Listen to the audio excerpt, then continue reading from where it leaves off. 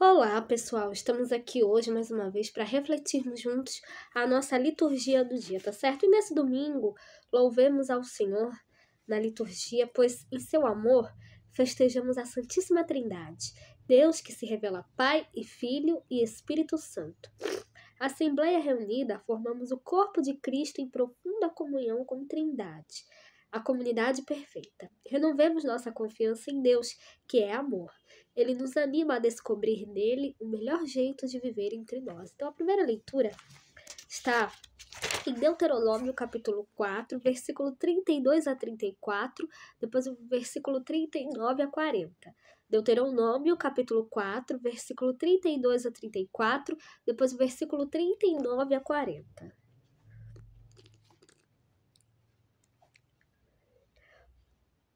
Moisés falou ao povo dizendo: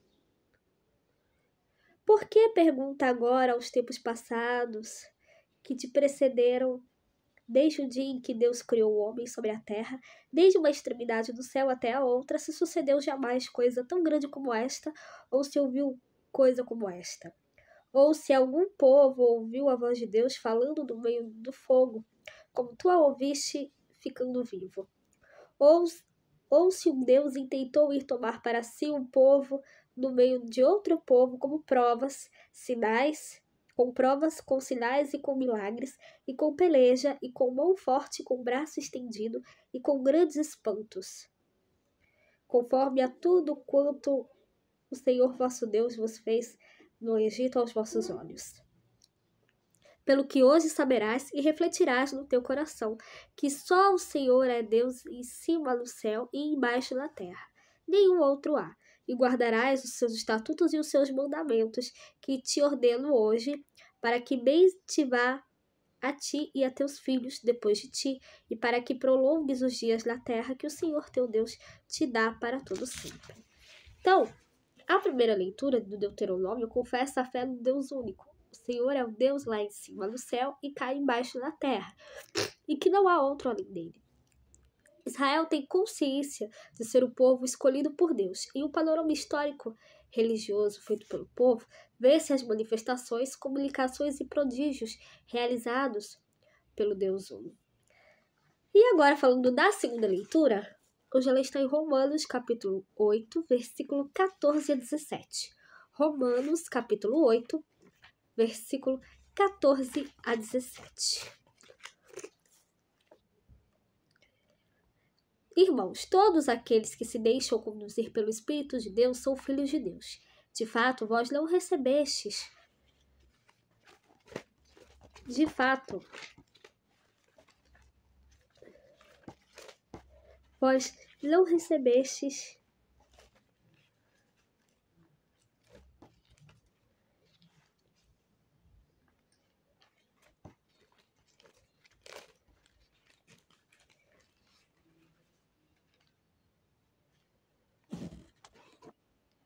De fato, vós não recebestes um espírito de escravos para recairdes no medo, mas recebestes um espírito de filhos adotivos, no qual todos nós clamamos, Abba, ó Pai. O mesmo Espírito testifica com o nosso espírito que somos filhos de Deus. E se nós somos filhos, somos logo herdeiros também, herdeiros de Deus e co-herdeiros de Cristo. Se é certo que com ele padecemos, para que também com ele sejamos glorificados. Então, aqui na segunda leitura, a segunda leitura, a carta aos Romanos, nos afirma que é por meio do Espírito que somos elevados à dignidade de filhos de Deus. Então, que nós possamos sempre dar testemunho da palavra de Deus, do Evangelho de Cristo, que nós possamos dar testemunho, que nós somos filhos de Deus, e nós somos filhos de Deus, então que nós possamos dar testemunho da sua palavra e anunciar a boa nova do Evangelho de Cristo a todos. E agora, falando do Evangelho, hoje ele está em Mateus, capítulo 28, versículo 16 a 20. Mateus, capítulo 28, versículo 16 a 20.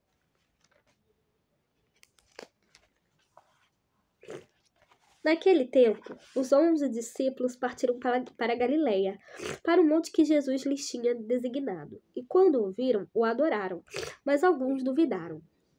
E chegando-se Jesus, falou-lhes, dizendo: É-me dado todo o poder no céu e na terra. Portanto, ide, ensinai todas as nações, batizando-as em nome do Pai, e do Filho e do Espírito Santo, ensinando-as a guardar todas as coisas que eu vos tenho mandado, e eis que eu estou convosco todos os dias até a consumação dos séculos. Amém.